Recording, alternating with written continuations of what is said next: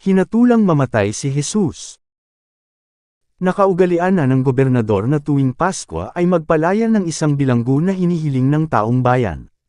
Noon ay may isang kilalang bilanggo na kilala sa kasamaan na ang pangalan ay Barabas. Nang magkatipon ang mga tao ay tinanong sila ni Pilato, "Sino ang ibig ninyong palayain ko?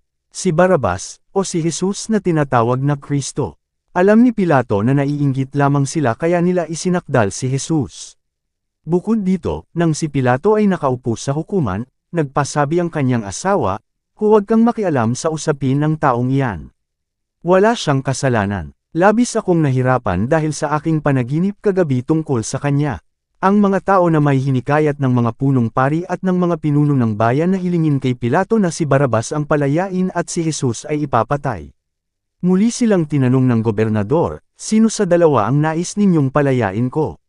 "Si Barabas," sigaw ng mga tao. Sinabi sa kanila ni Pilato, "Kung gayon, ano ang gagawin ko kay Jesus, na tinatawag na Kristo?" At sumagot ang lahat, "Ipako siya sa krus." "Bakit? Ano ang nagawa niyang masama?" tanong ni Pilato. Ngunit lalo pang lumakas ang kanilang sigawan, "Ipako siya sa krus."